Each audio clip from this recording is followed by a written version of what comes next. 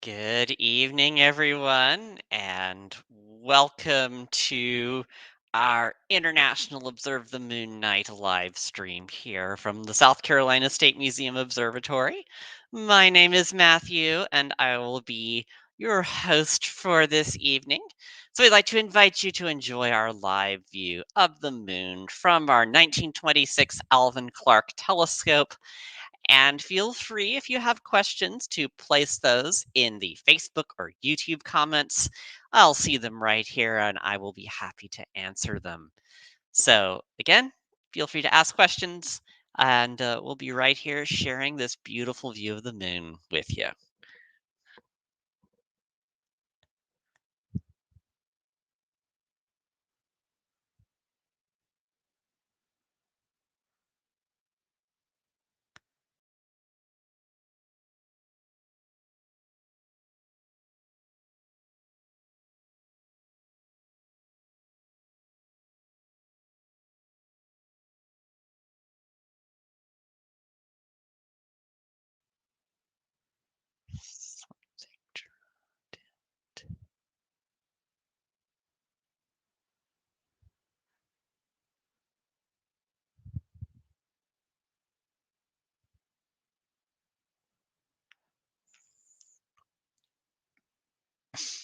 So, if you're watching now, do you see that there's like dark stuff moving over the moon? It looks like sort of gray stuff that's moving.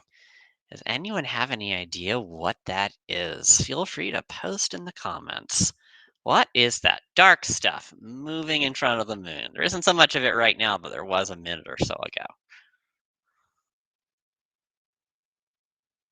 There goes some more of that dark stuff.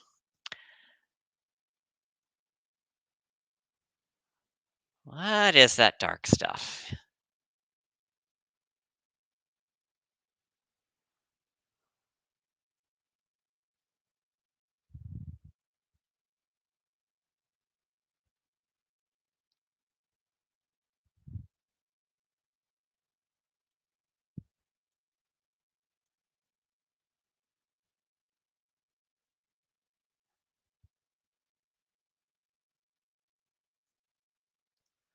I see your response, craters.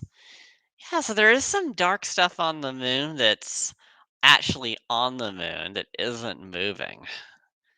And those are actually what we call maria or seas. They're giant, ancient lava beds on the moon. They're actually not terribly giant because the moon's only like uh, 2,000 miles across.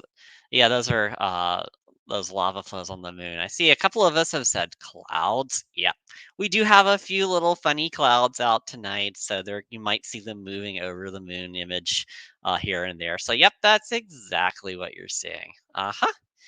See, Pam, Regina, and Priscilla have all said clouds, and then Angie mentioned craters, and that's actually there are a number of craters all over the moon, and then there's that those lava flows.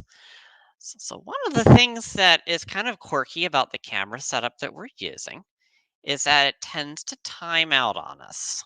So the camera will decide, hey, I'm going to close the shutter. So what I have to do is I have to actually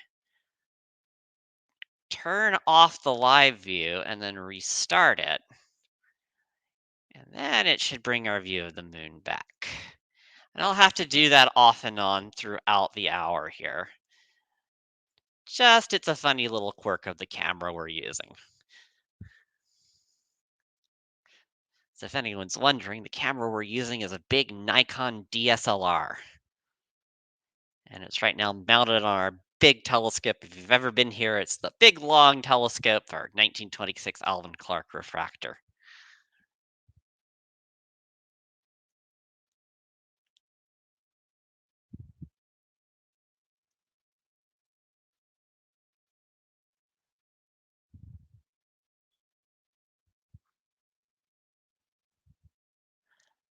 So, once again, if you've just joined us, my name is Matthew, and I'm the Observatory Manager here at the South Carolina State Museum. If you have any questions about our beautiful view of the moon here, or just any space or astronomy questions in general, feel free to put those in the Facebook or YouTube comments. I'll see them right here and I will be happy to answer them on screen for you.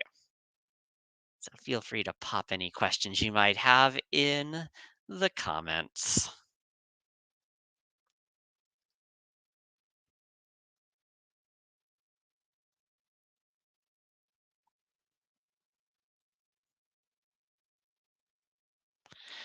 What's in the red box? Ah, yeah. So there's that red box up to the upper left. That is actually not anywhere in sky or in space or anything like that. That is actually a red box that's drawn by our camera control software. And I think technically that red box is supposed to indicate the middle of the camera field of view, but I've moved it out of the way off there to the left so it's not sitting right on top of our view of the moon. How did volcanoes form on the moon? So one thing about the moon is it doesn't actually have active volcanoes right now. Um, it may have did in the past, but the lava we see on the moon now is ancient. So like those lava flows that we're seeing there, those Maria, those dark broad plains, those are actually really ancient lava flows. So there isn't any current volcanism on the moon. Anita says, a great moon tonight. Yeah, it is a really beautiful moon tonight. Again, this is International Observe the Moon Night.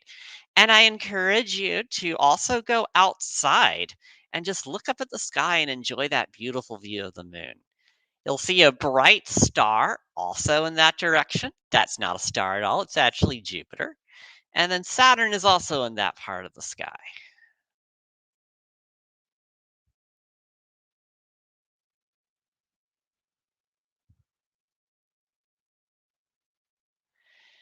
Do they take samples of the lava field? So I yes, so we did bring moon rocks back. So the Apollo astronauts brought moon rocks back um, from when they actually went to the moon back in the late 1960s and early 1970s. So yeah, technically we have actually brought samples of the moon back. So yes, Sarah, we have.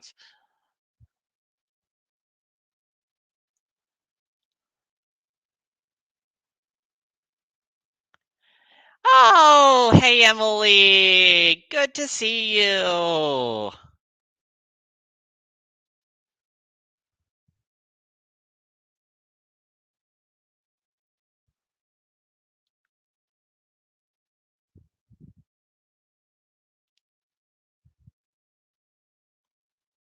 Anita says, every night I go out regardless of weather. Yeah, we've had some pretty nice weather lately. Looks like we should have a stretch of pretty nice weather into the coming week, and then hopefully it stays that way. This is actually the time of year when we tend to have some of our better weather for stargazing. In the summertime, it tends to be really hazy and we get a lot of thunderstorms. And then in the winter, it can just be cloudy. So, what exactly is the surface of the moon made up of? Asked Pam. So, basically, the surface of the moon is made up of sort of soil and rocks. It's basically just the moon is basically a big rock ball. Um, so, that essentially is what the surface of the moon and really the entire moon is made up of.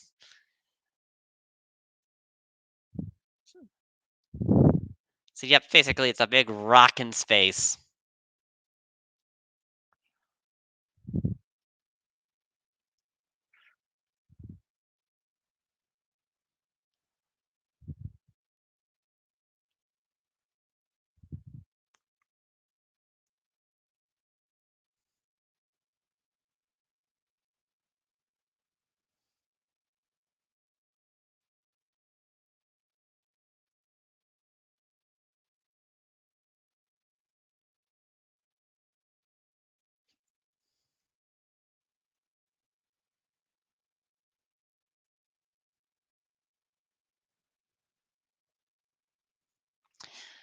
So, once again, if you've just joined us in the past minute or so, this is a live view of the moon from the observatory here at the South Carolina State Museum.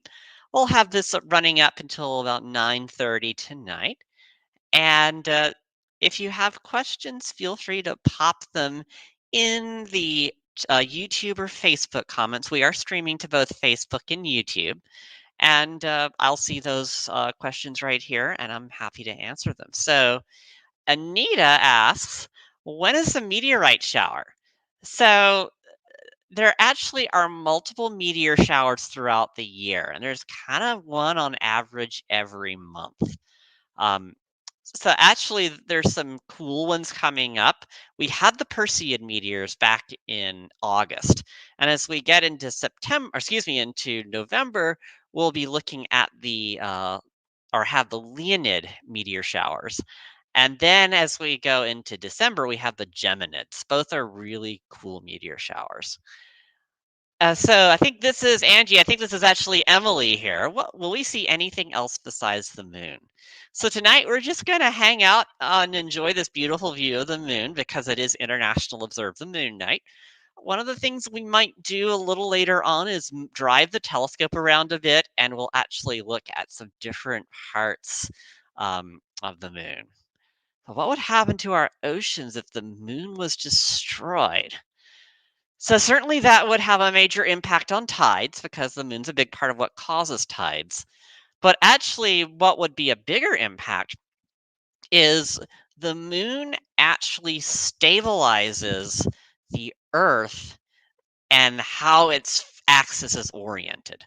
So if we didn't have the moon, our axis would actually wobble all over the place, and that would actually make our climate really unstable. So, we talk a lot about climate change right now, which is a problem. We are pumping carbon dioxide into the atmosphere, and that is warming the Earth. But actually, if we didn't have the moon, our climate would be even more unstable. So that would be just sort of the big picture impact. Sarah asks, what are the bright spots on the moon? Yeah, so those are a bunch of bright spots that we're seeing, and they're all over the moon. Those are actually craters. So when we're past first quarter moon, we're going towards full moon. So a lot of the craters on the moon now are in daylight. And when the craters are in full daylight and there are not really any shadows, they show up as bright spots. So that's what you're seeing there, a bunch of craters. Another thing you might notice is some of those bright spots have these look like white lines extending away from them. There's one that's kind of like that right in the middle, and then there's one like that all the way over to the right. Those are actually called rays. The way those formed is we see those rays typically around larger craters. So what happens is when something smacks into the moon, like meteorite, asteroid, whatever is making the crater, if it's a big one, it'll actually spread a bunch of material out all over away from the crater. It kind of goes boom. And when it does that, you can end up with this debris all over around the craters. And that's what forms those rays. There's actually a really kind of cool word for it. It's ejecta. So I'll actually put that in the comments so you can see how that's spelled.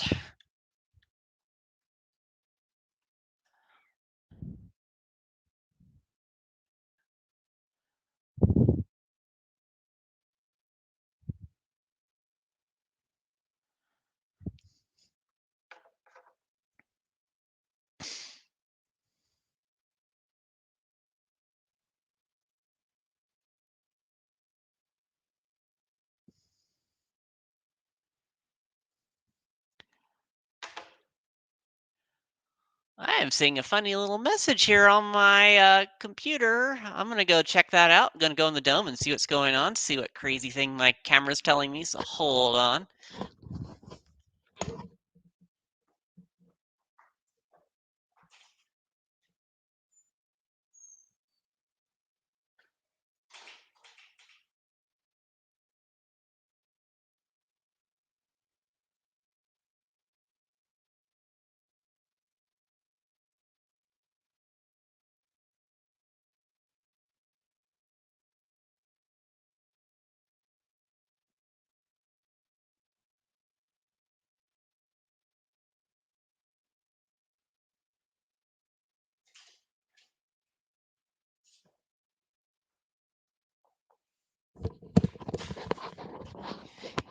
Yeah, so it looks like our camera timed out again. So I still see this weird box here. I got the camera going again. Let's see why we have that weird box there. Just a second. What is going on? Oh, all right. That's another problem there. We're having technical issues tonight. Welcome to Observatory. Sometimes things don't work. Looks like we have lost connection to our telescope, our computer that's controlling the camera. So I'm going to go see what all that's about. So, well, welcome to Observatory is when things don't always work. So let's go see what this is all about here.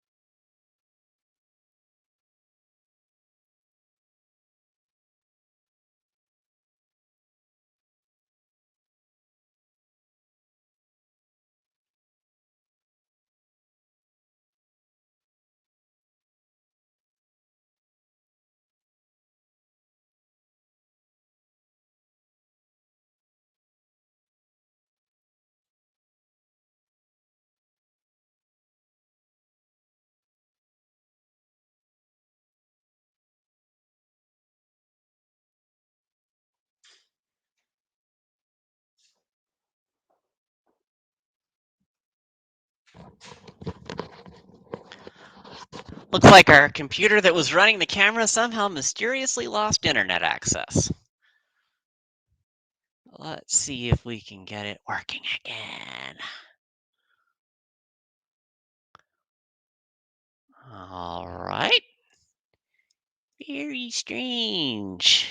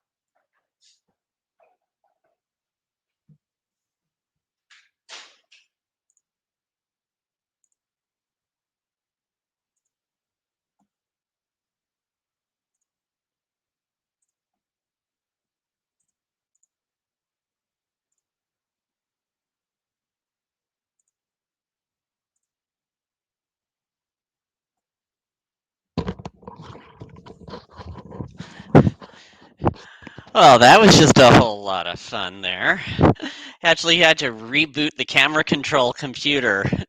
Now it looks like we have everything up and running again. Um, so I see Glenda here says, I'm from Greenwood, South Carolina, but viewing this in Brevard, North Carolina. Awesome. So glad you could join us, Glenda. So once again, if you have any questions, feel free to pop those in the Facebook or YouTube comments. And I've also, while I was solving that computer problem, I actually changed the telescope's position a bit, and now we're looking at a bit of a different part of the moon. So we're looking at a part where there are a whole lot of craters, especially over to the right. So you'll see that area over to the right where the moon is very heavily cratered.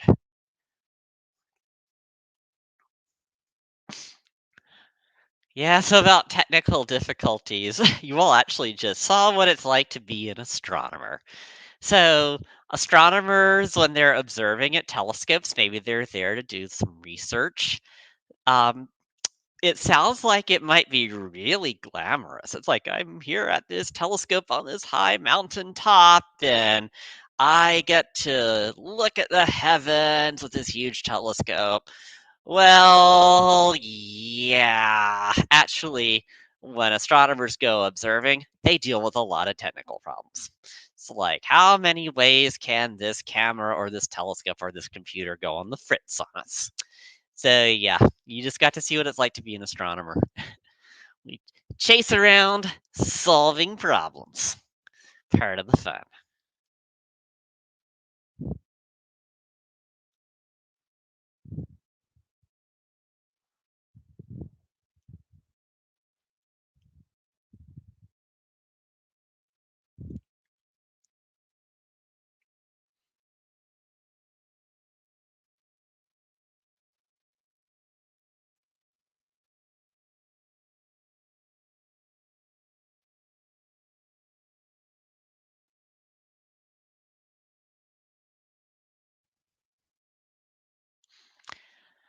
So, one thing I encourage you to do tonight, this is International Observe the Moon Night.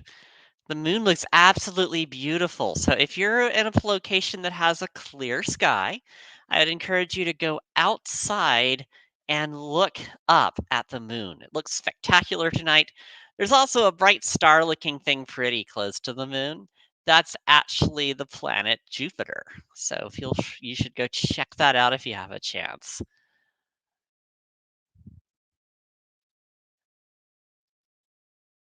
So does anyone have a guess as to how big the moon is?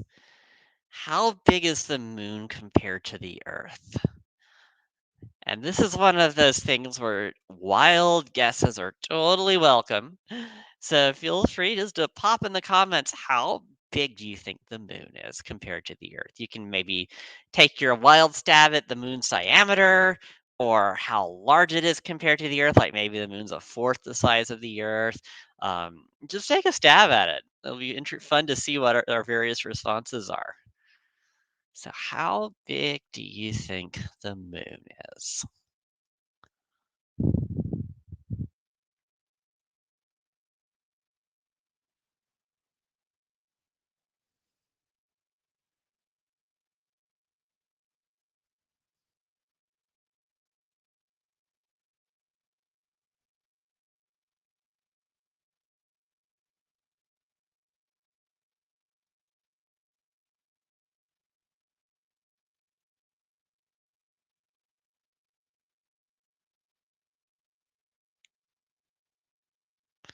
So any thoughts, any guesses?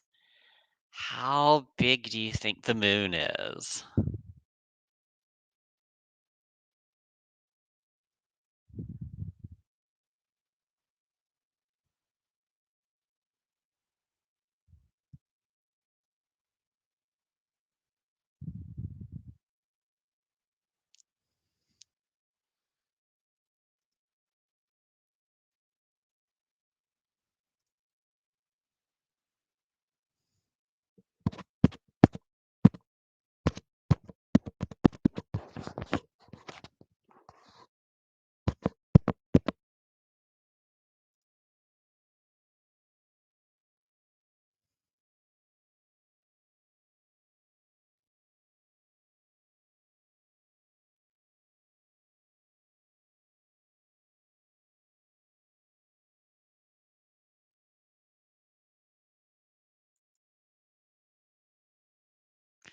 I see, and not a clue.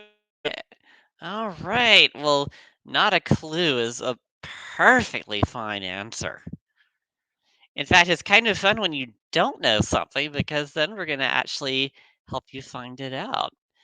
So, do we have any other ideas for how big you think the moon is? We'll see if we get another response or two, and then I'll actually tell you.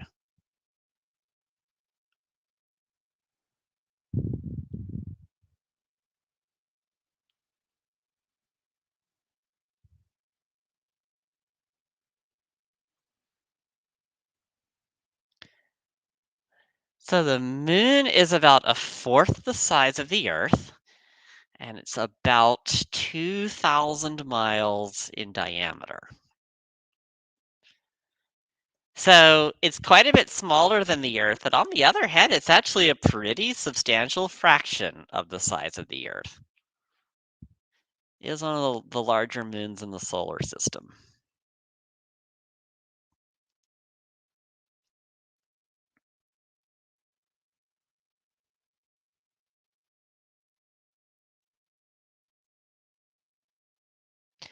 So once again, if you just joined us, my name is Matthew. I'm the Observatory Manager here at the South Carolina State Museum, and we're having a look here at the moon.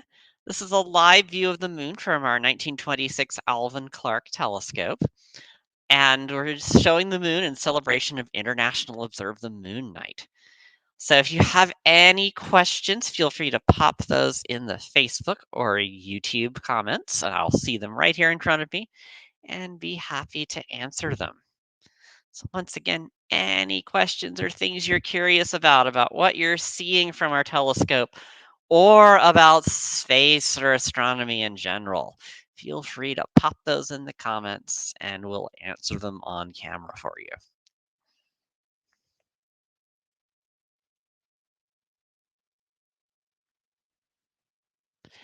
Ooh, it looks like our camera's gonna time out again. Let's see if I can solve that problem without completely losing our connection like we did last time.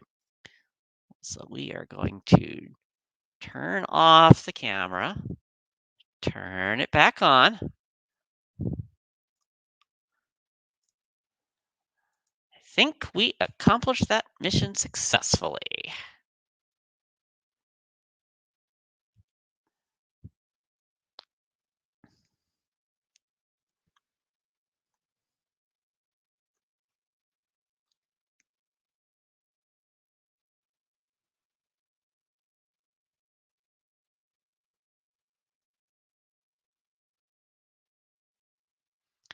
So once again, feel free to drop any questions you might have in the Facebook or YouTube comments, and we'll be happy to answer those for you here on camera.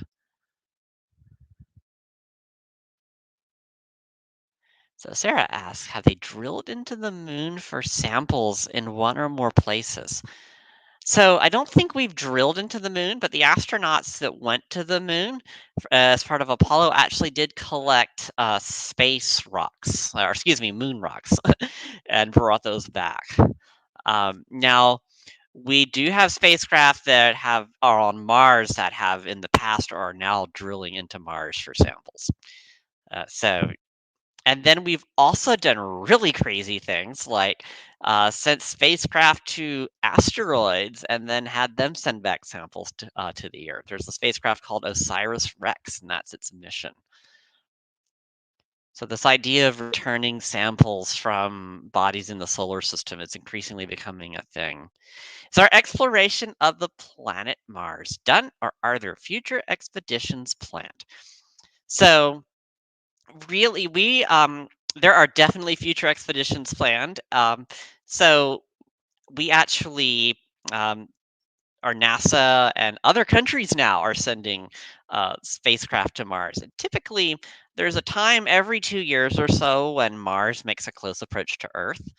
And that's when we launch a spacecraft to Mars. So, like, there's the Perseverance rover and the Ingenuity helicopter on Mars right now.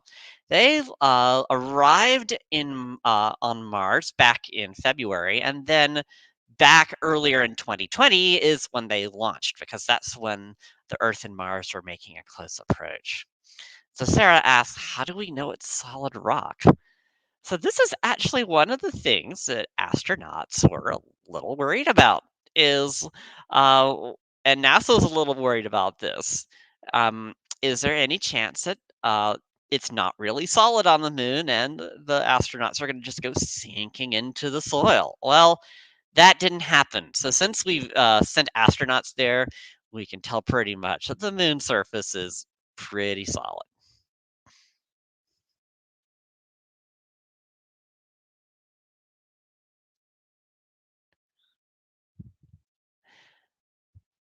So I'm going to try now to drive the telescope around, and we're going to find ourselves a different view of the moon. This actually might mess up our screen share. So let's see if we can do this without messing everything up here. So I'm going to make very small motions of the telescope. You're going to see the moon appear to move around. It's actually because we're moving the telescope. Kind of makes you feel like you're in space and you're on a spacecraft, maybe traveling over the moon, orbiting the moon. As I just make these little motions of the telescope to drive it around so we can see different parts of the moon. There's a really, really cool crater down kind of in the bottom center right now. I'm going to try to get that crater where it's in the middle of the screen so you can see it more easily. Here we go. Look at that big crater right there.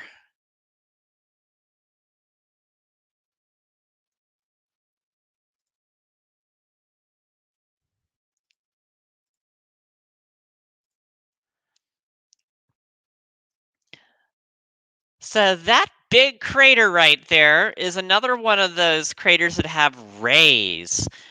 So this is where things that smacked into the moon there, something big hit the moon there. So some big asteroid or whatever hit the moon there, and it spread material all out in all kinds of directions, and it forms those sort of white line things you're seeing. Those are called rays. Sarah says, thank you for all the answers. My pleasure, Sarah. Thank you so much for being here and participating tonight and asking all the great questions.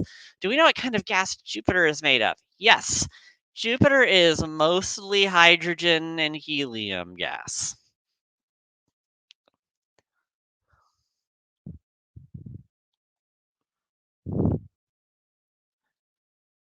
Does anyone know how many moons Jupiter has? Or want to take a guess as to how many moons Jupiter has? I'll give you a hint. It's a lot more than the Earth.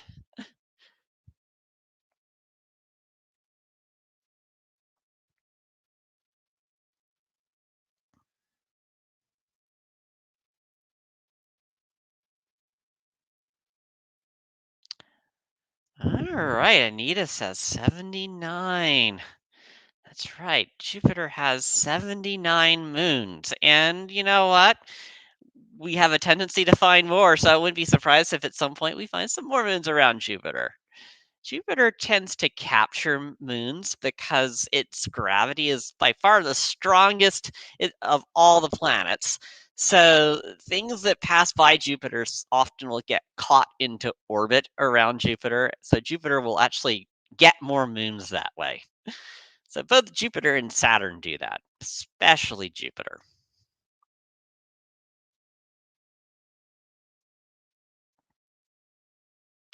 Anita says, I remembered. Yay!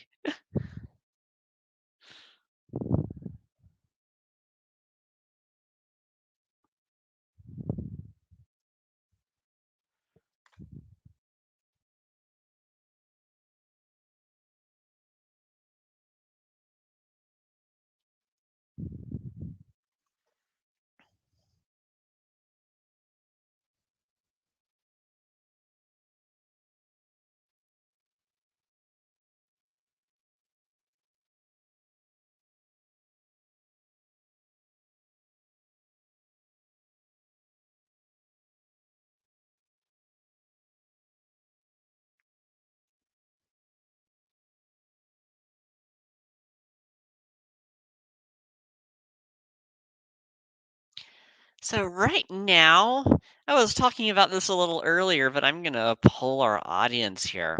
So right now, the view of the moon we have has a lot of those um, dark areas.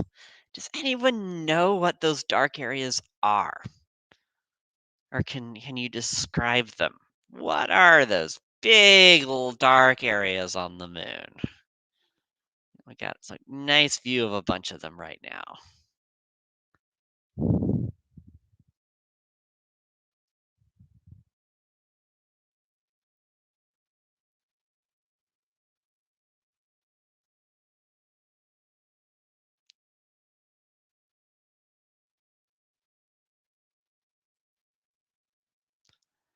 So what are those dark areas that we see on the moon?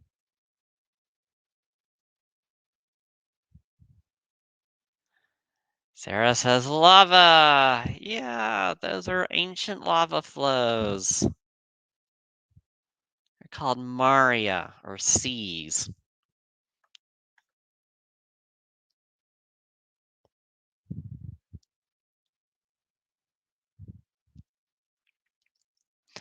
So one of the things you might be wondering is why the moon has so many craters.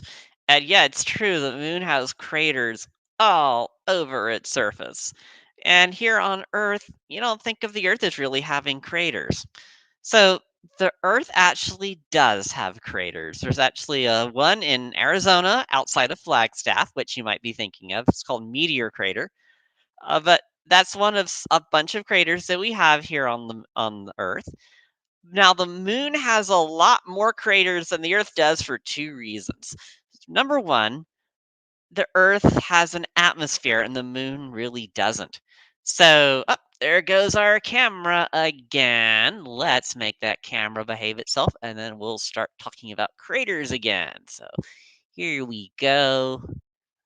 This camera does an absolutely beautiful job showing us the moon, but it just has this quirk where its shutter times out and closes on us, and I have to actually stop that process manually. So there we go.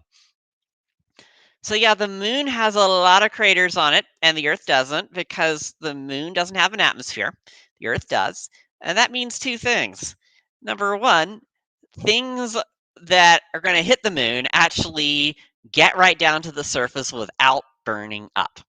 So if it's going to hit the moon, it's just going to go smack right into it. There's no atmosphere to stop it. Whereas here on the Earth, we actually have an atmosphere, and most of the stuff, by and large, that tries to hit the Earth actually burns up in the atmosphere. The other thing is that the moon doesn't really have any weather or weathering or erosion or plate tectonics or anything like that. And those kinds of things will actually kind of can kind of wipe craters out or actually really make them hard to find here on the Earth, or the moon, whereas the moon doesn't have that. So, which meteor shower throughout the year is the largest? So, typically, the ones that are the biggest are the Perseids in August, and then the Leonids and Geminids. The Leonids are in November, and the Geminids are in December. Those can be pretty big too. The Leonids have actually, in the past, produced what are called meteor storms. So these are when there're just a lot of meteors falling. If you've ever been in our telescope gallery here at the museum, we have Clay Rice silhouette of a meteor storm. It's actually the 1833 Leonid meteor storm over, let's see, Edgefield County. That's right.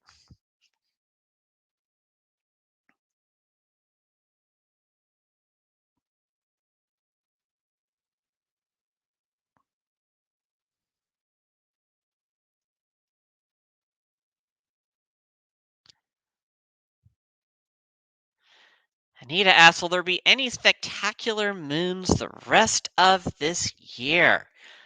Okay, so the moon will be going through, its normal phases, so full moon and all of that.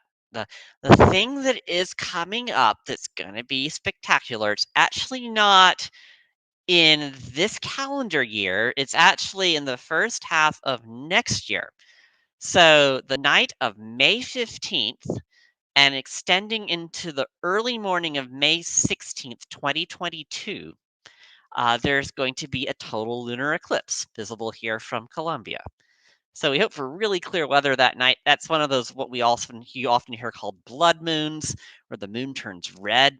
Total lunar eclipse. We have one coming up in May 2022. So that's actually going to be kind of one of the really spectacular moon events that we have coming up in the relatively near future.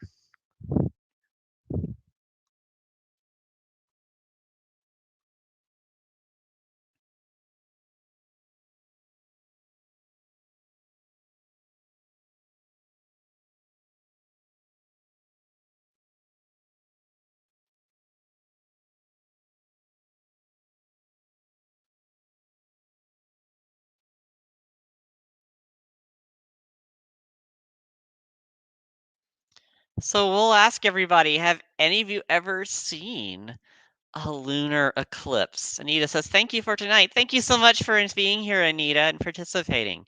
Have any of you ever seen a lunar eclipse? We've had a few over the past several years here in Colombia.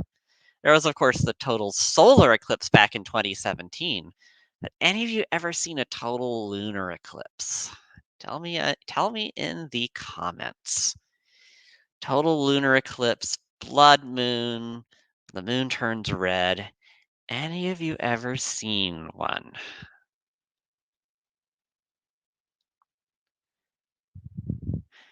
We had a really beautiful one back in January of 2019 here. And then there was one back, I think it was September 2015. It was like a week before the huge, horrible floods that hit in 2015. And it was actually cloudy and raining that night. So we did not get a good view of that lunar eclipse here in Colombia. All right. Sarah says yes.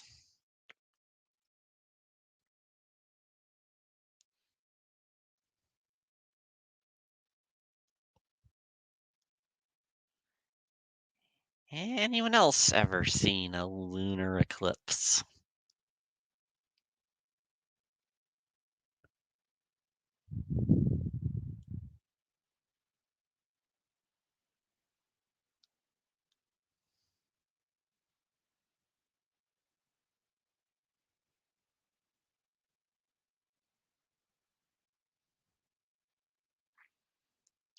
So one thing I wanted to plug is we had the question earlier about exploration of Mars and whether that's really done or if it's ongoing. So sending humans to Mars is off in the future still. It's still definitely a goal. But here at the museum, we have a new planetarium show called Mars 1001. And it's this really inspirational show about a first human mission to Mars. Of course, it's imaginary, but it's just really well done and really inspiring and beautiful. It's actually showing for a fairly limited time. So check the website to see what the show times are for Mars 1001.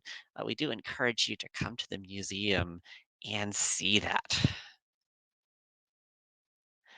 We also have another new planetarium show called Habitat Earth, which is all about the Earth and how we live in a very connected world, especially ecologically. And it's very timely, especially for some of the things that are going on right now with climate change and wildfires and all of that kind of stuff. That's another really cool show that we have here and the planetarium. So we have two new planetarium shows for you to come check out if you haven't been here in a little while.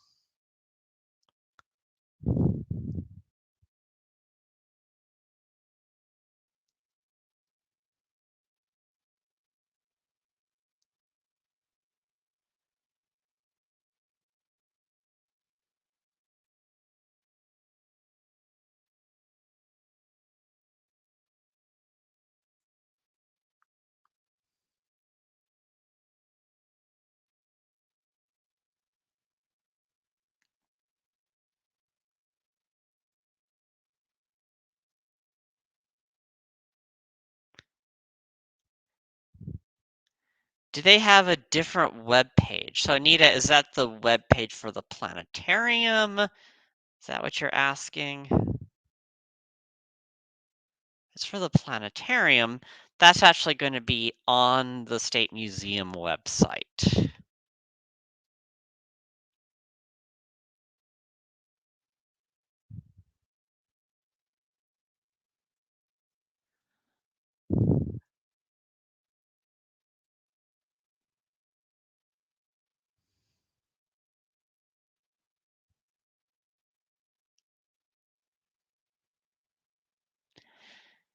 So we're getting kind of towards the end here. We have about 7 minutes left, but does anyone have a favorite song or piece of music about the moon?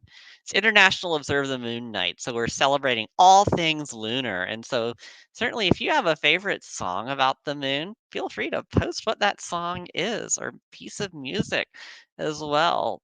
Maybe it's a piece of music that doesn't have words. So, feel free to post that in the comments. Favorite music songs about the moon's moon shadow. Yay! It's a really famous piano piece called Clair de Lune by a French composer named Claude Debussy. So you might have heard that.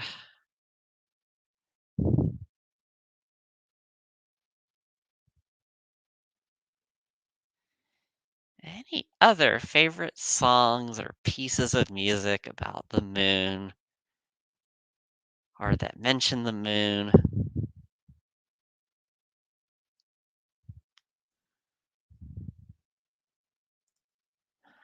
There goes our camera trying to time out again, so we're going to put a stop to that. Restart it. There we go.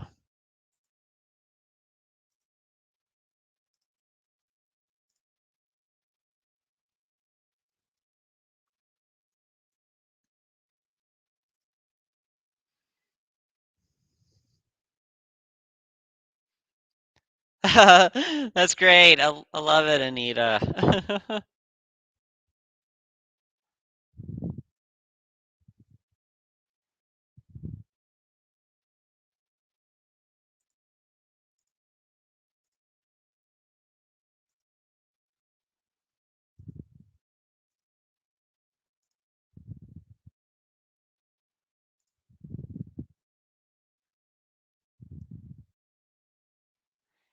Yes, thank you so much for being here, Sarah, and thank you for participating. Thanks for all the great questions.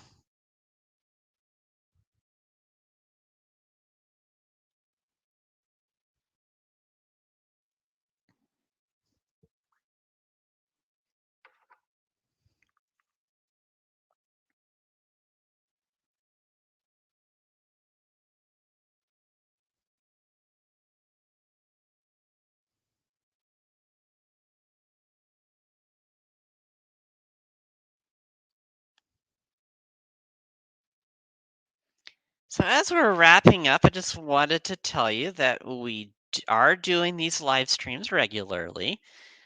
So, the next live stream, they're the first and third Saturdays of the month. So the next live stream will be on November 6th. That's the first Saturday of November. And one of the things about these live streams that make them a little different, they're a little bit more like the Space Team live streams that we were doing over the summer. And then, but actually a little different from the telescope live streams we were doing last fall. That is we're not canceling these for bad weather. So if it is cloudy or raining for the next scheduled live stream, we will still have it. I will still be here to answer questions, and we will have cool pictures to show from the telescope. Hopefully, these will be pictures that we've taken recently. Like, I was actually a little concerned about the weather for tonight. There is a cold front going through, very weak cold front going through this afternoon.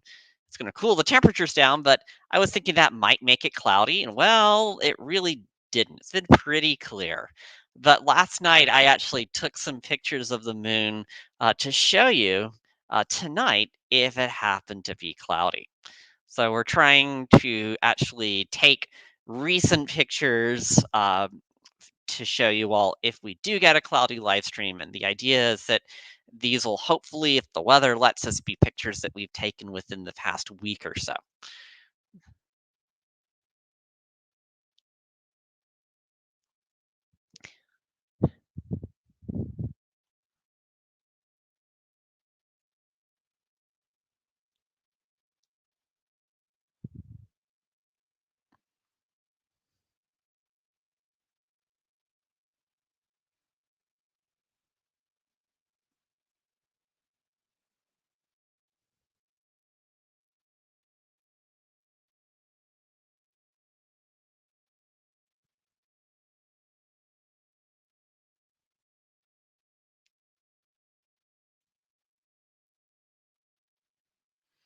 So, any final questions? We're going to be wrapping up in just about 2 minutes. Any final questions or things you're curious about? Can be space, astronomy, the moon, any of these kinds of things that you're curious about.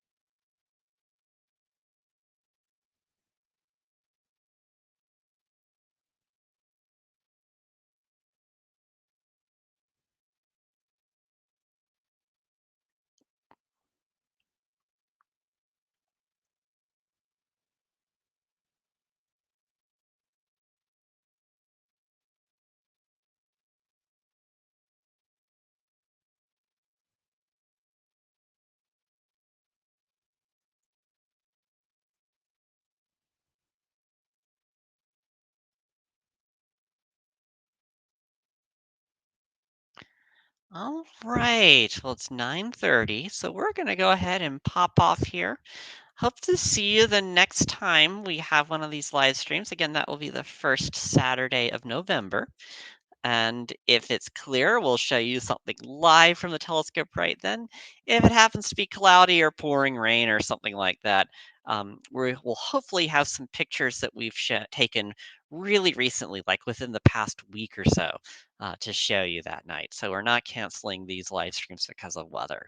So everyone, have a wonderful evening. It's been great hanging out with you this evening, and stay safe, be well, and we'll see you later. Bye, everyone.